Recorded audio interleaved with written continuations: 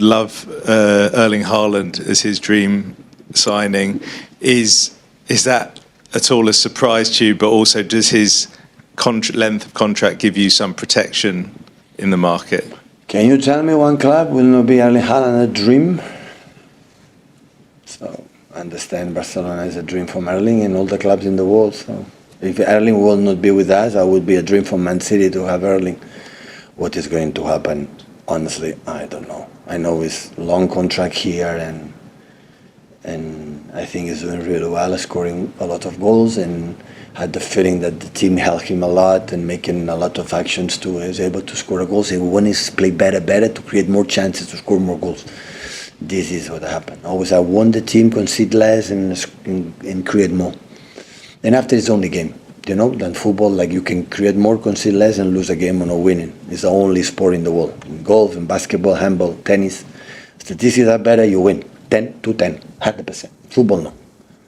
That's why when you have to create 19 shots, it's not enough, you have to create 25. It's not enough, you have to be 35. And this is what you have to Does his length of contract show that this is where he wants to be for the best part? I think Erling is not stupid enough to sign something he would not like to accomplish. That's for sure. But football, who knows what is going to happen in the next time? So nobody knows. Hi, Pep. There's been a lot of talk about this week about how difficult it can be to kind of embed new players into a system. Obviously, Liverpool have struggled a bit this season to get going with all their new signings. You've had 10 new players in 2025. You've got an entirely new backroom staff this summer. I was just wondering if you could explain a bit about how difficult it is to kind of balance those two, that you've got these new players, you've got new backroom staff learning how things work. How big a challenge has that presented to you at the start of the season, trying to get those? No, the backroom staff I learned for them, not they learn for us. And about Liverpool, I'm not the right person to answer this question, so because I'm not there. In terms of Manchester City, I mean, how hard has it been to kind of, when you've got 10 new players? When I arrived, we're doing after 1 year especially, that we signed 10 players and we make after 100 points. And win the Premier League, I think so. I don't know, with the first season, 100 points? I don't know. So, yeah.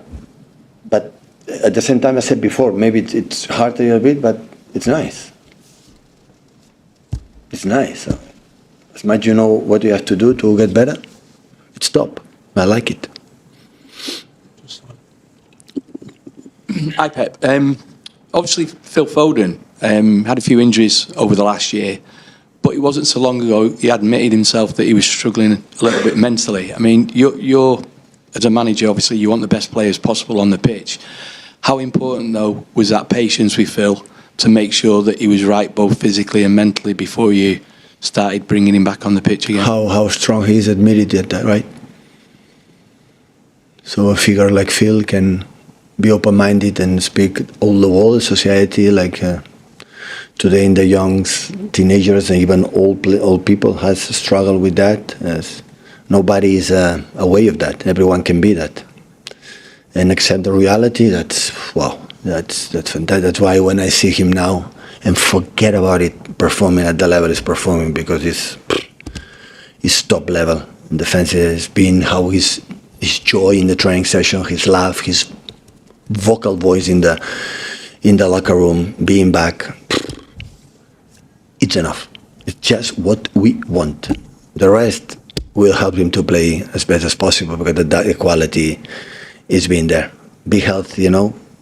At the end, it's a sport. It's a win, lose, draw, and important is the human being being healthy with the family, with himself, and do what you want to do. That is what we wanted, and I'm happy that step by step is top now, getting better. That's why we see the games and involved and in many things. How important was it for him to kind of be honest with himself about where he was and with the club, but also how important and how satisfying is it for a manager to see a player like that with a smile on his face again? Yeah, it's everything. So only we know that for the last season, always we are there, Phil. Always we are there. The club in that is beyond exceptional. So having incredible human people help, and never. When one person suffer a little bit this type of period in his life, like this too shall pass. Always life, good moments, bad moments, always.